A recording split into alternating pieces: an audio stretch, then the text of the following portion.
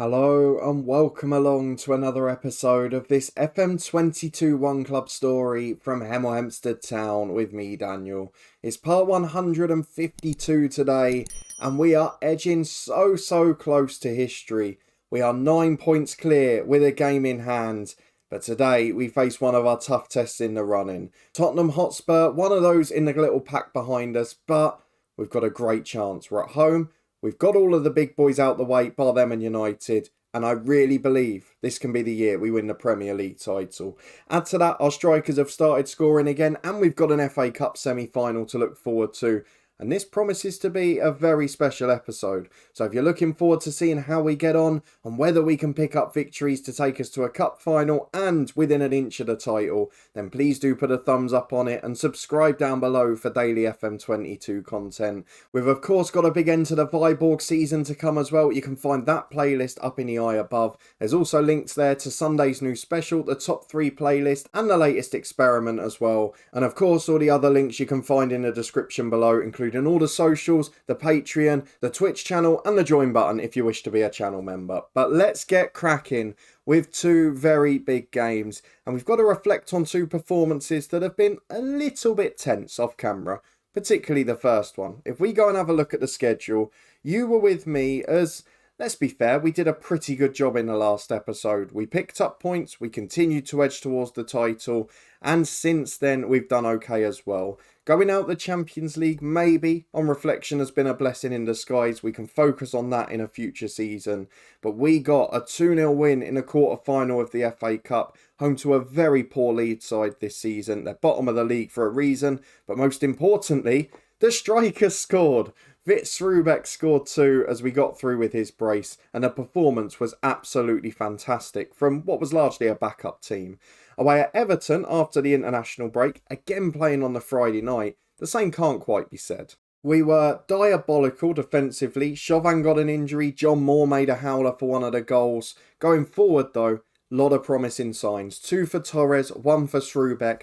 And I feel like they're finally starting to find some form again. Probably because there's a transfer window coming up and they don't want to be replaced. But getting that point in the 89th minute might well be a decisive moment, because City won the day after, and if we'd lost, might have just turned the momentum a bit. As it is though, we bounced back against the league's basement side on Wednesday. Yes, only a 4-day rest to this game, but a big victory coming into it. 1 for Torres, 2 for Rubek and 1 for Collins and Joe as we beat Leeds 4-1, got to rest a few for the last half an hour, and Coronel had a suspension, so he's had a break too. Think he might miss today's as well. Yeah, it's a 2-game ban. Jura's still out, Martin's still out, but we come into this one in style. It's just such a shame that our first title might come at Stadium MK.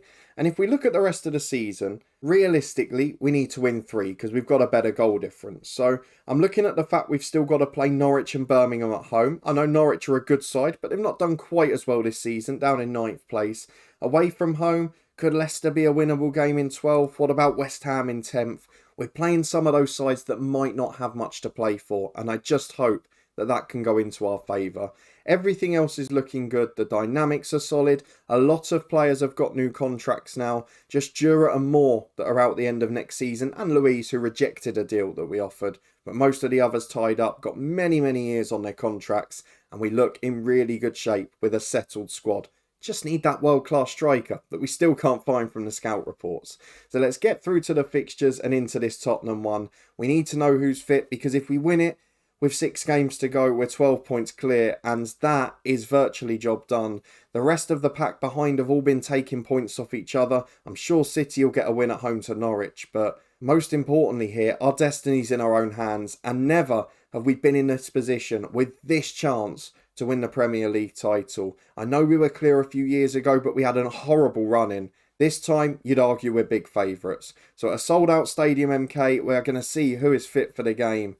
It is first team. Absolutely brilliant. Hanifan is in at centre-half. We know that Jura's still out injured. We know that Vass is in the middle because of Coronel being suspended.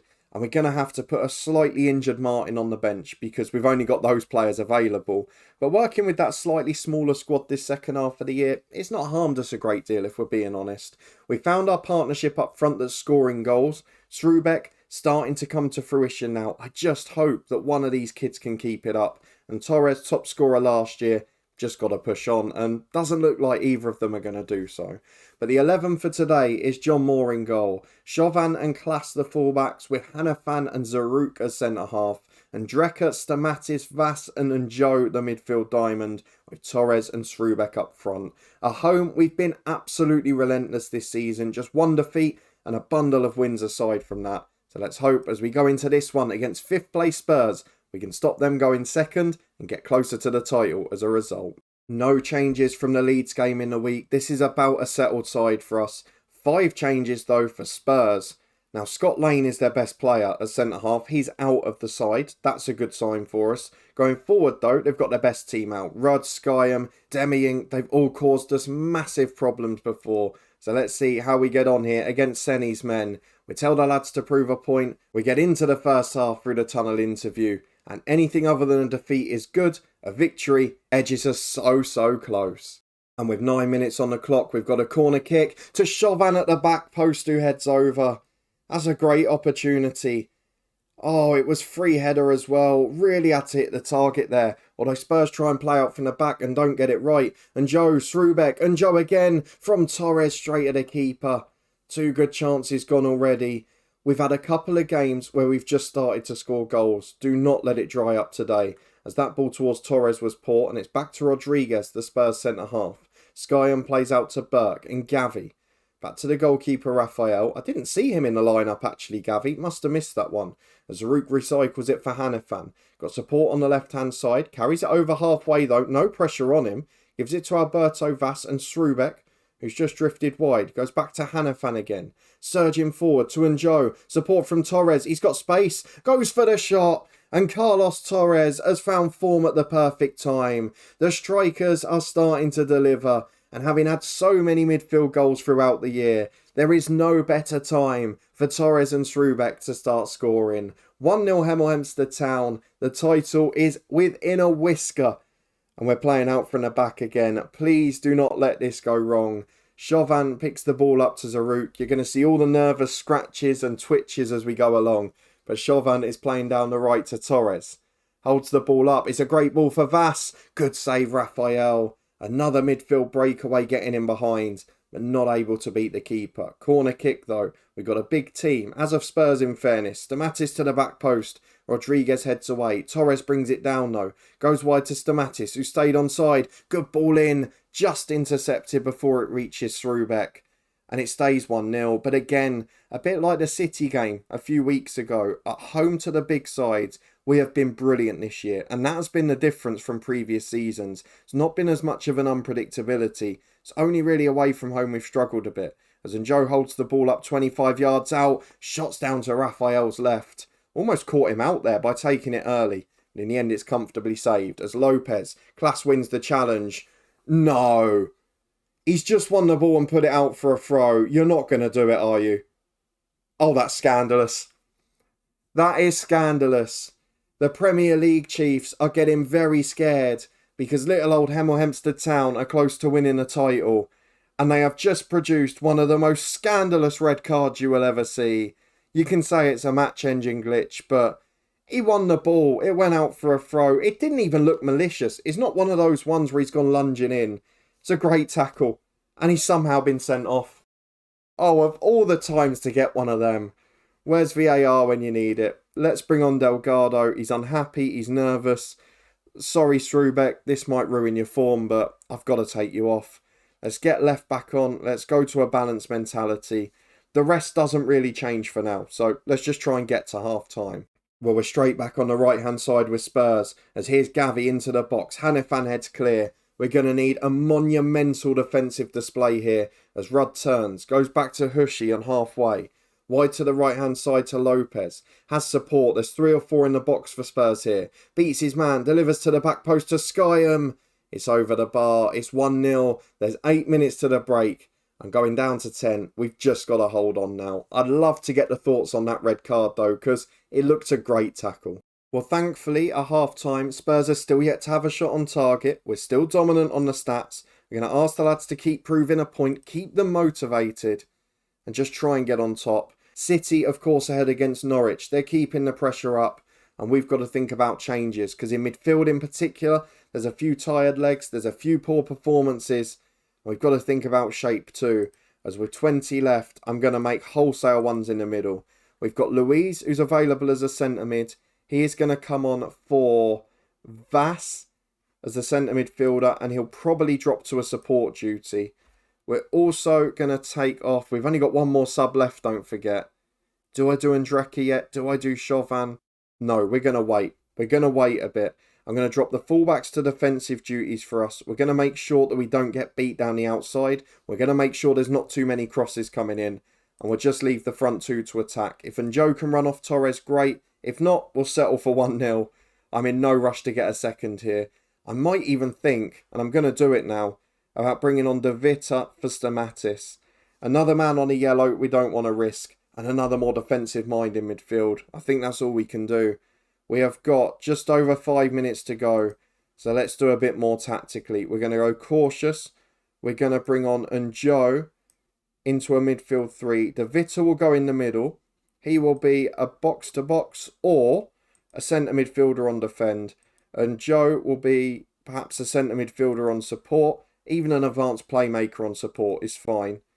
And I think we're going to leave it at that. Torres can do the running up front on his own. We'll make him an advanced forward on attack. We're also going to time waste all the time. We're going to be more disciplined. We're going to slow the pace down. We're going to hold our shape. You all know how this drill works. We are going to make sure we do not concede a goal.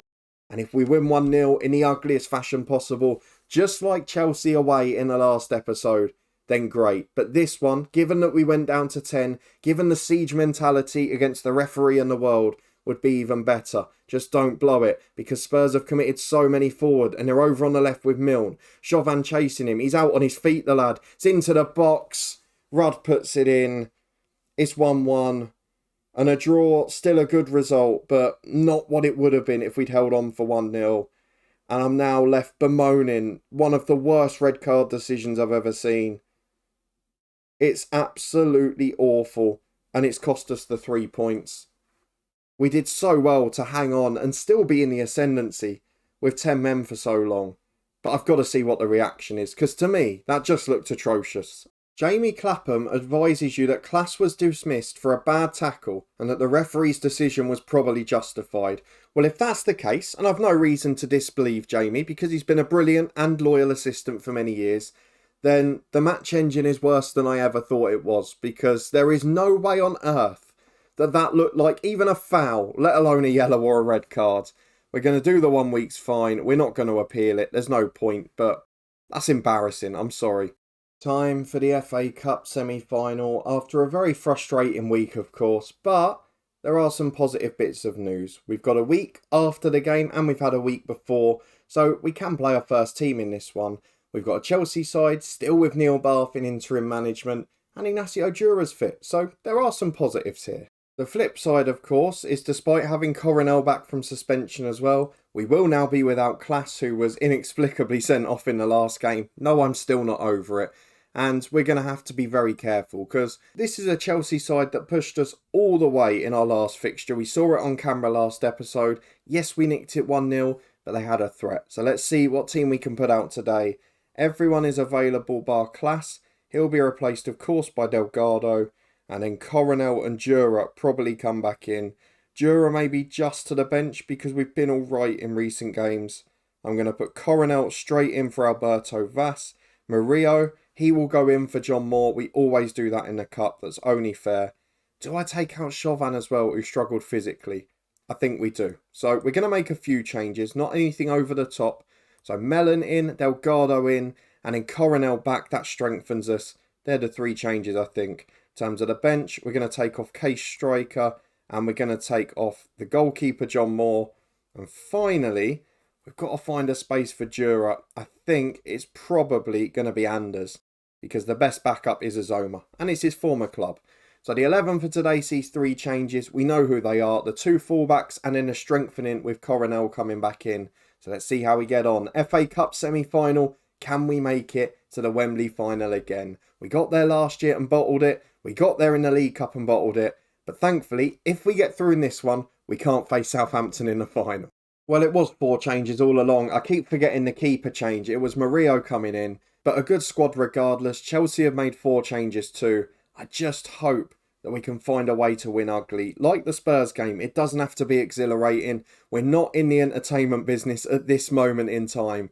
This is about getting jobs done. And if we do somehow manage to catastrophically bottle the league, we do need to have something to fall back on. And a trophyless season would not be a way to finish. So let's see how we get on for Chelsea v Hemel Hempstead Town.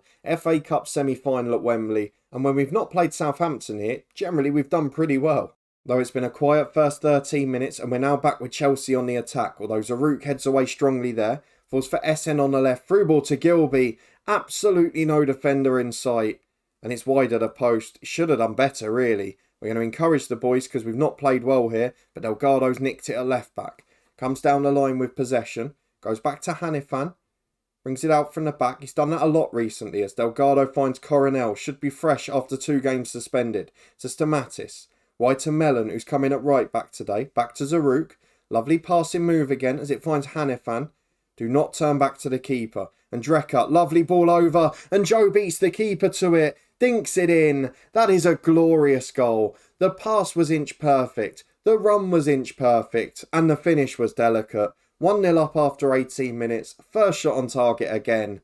It's another one of those efficient displays. It's another goal from midfield, although Chelsea straight down the other end. And Murillo might well have been offside. He didn't know it at the time. That's a stunning stop. And he plays out from the back to Zaruk. To the right back Mellon, who's had a good start in this game. Really given competition to Chauvin this year. Been a big upgrade on Danilo Jose. Zandreka carries it into midfield for Collins and Joe, who's dropped deep. Gives it to Hanifan and Delgado. Over halfway to Coronel. Down the line. Srubek's gone the wrong way for some reason. Not sure he knew where the ball was going there. As Romagnoli down the right hand side to Gilby. Hanifan's beaten. He's dinked the keeper. It's just over the bar. I'll give him the benefit of the doubt. I'll say Murillo had it covered. And at half time, in an evenly matched game where there's been very few chances, the 2 crucial stats. We're 1-0 up. And we've had most of the possession, which on this Wembley pitch will be big come the latter stages.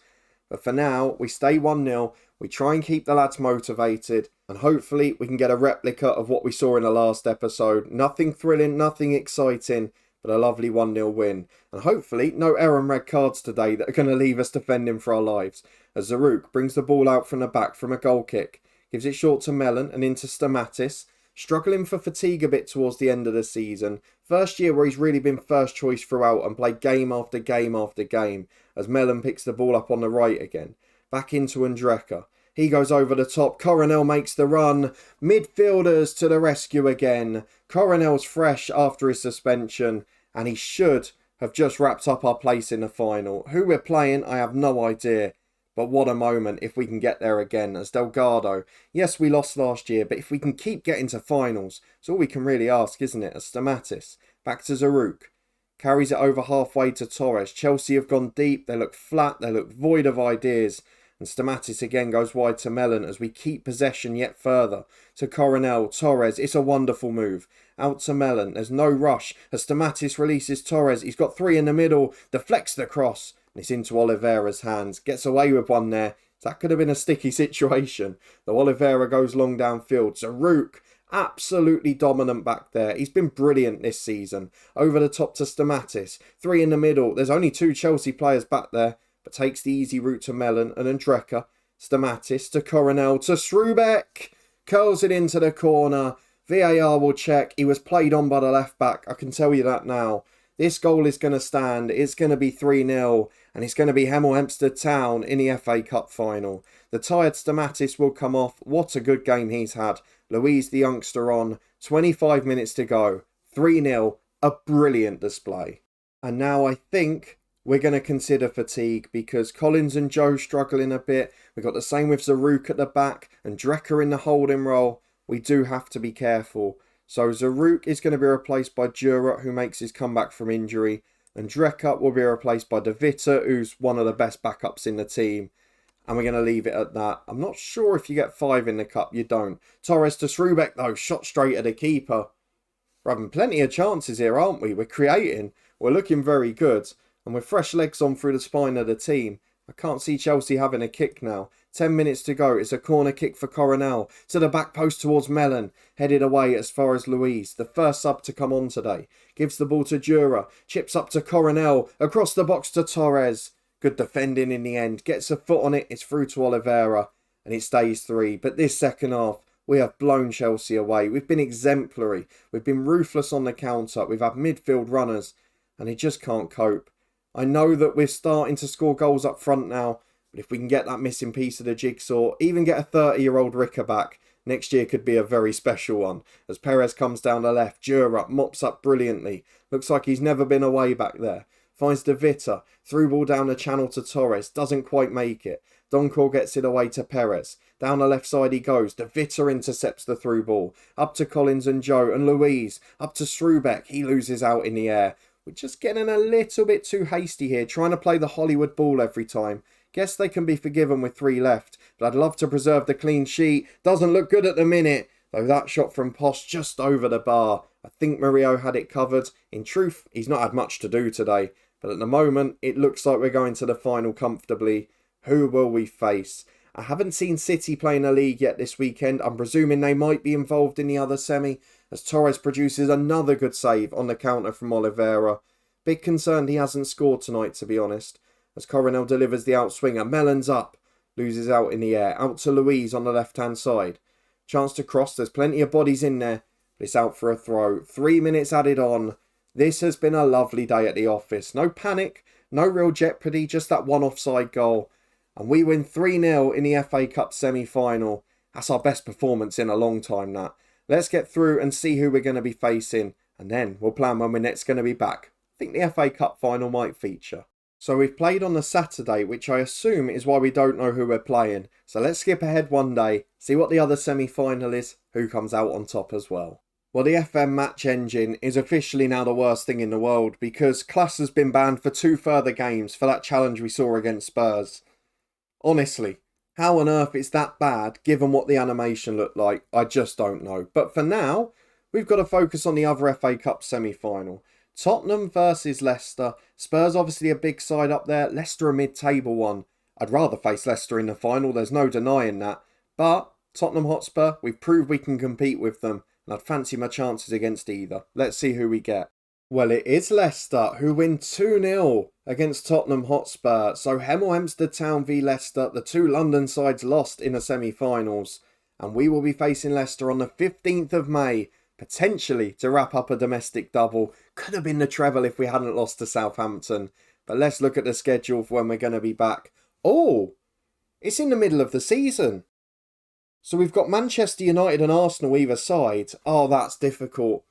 So if we don't win our next 3 Premier League games and get it wrapped up, we're going to have to make massive decisions and maybe play a backup team in the FA Cup final, because we can't let the Premier League trophy go. Oh, that's a horrible position to be in. Why couldn't Birmingham have been there and Leicester the week after? There was nothing stopping that. But as it is, we will have 3 successive away games in the Premier League to try and wrap up the title. I'm going to come back as it stands for United and Leicester. But of course, if we can win the league earlier, we'll probably come back for that game. It is the sort of title race, though, where it could be done without us playing. So as it stands, United and Leicester's the plan. What do you think we're going to win of the 2? Tell me what you thought of that Clash challenge, because am I going insane, or is that animation atrocious for showing the challenge so vicious that the ban's getting extended for awful conduct? I really don't get it personally. But if you did enjoy the episode, please do chuck a thumbs up on it. I think we're going to make history in the next episode. In my 18th edition of Football Manager in a row, I think for the first time, I'm going to win the Premier League or Champions League, starting as a semi-pro side in a bottom playable league of England. So if you're looking forward to seeing us get over the line and maybe yet get a domestic double, then please do put a thumbs up on the video and subscribe down below for daily FM22 content. Viborg's back tomorrow. We'll have our usual double header on Sunday as well. And all the key links are up in the eye above or down in the description below. Above my head now, though, is the very special episode we had the Sunday just gone. Please give that a try if you haven't already, and I'll see you back here in a couple of days' time for what I hope will be a momentous moment at Hemel Hempstead Town.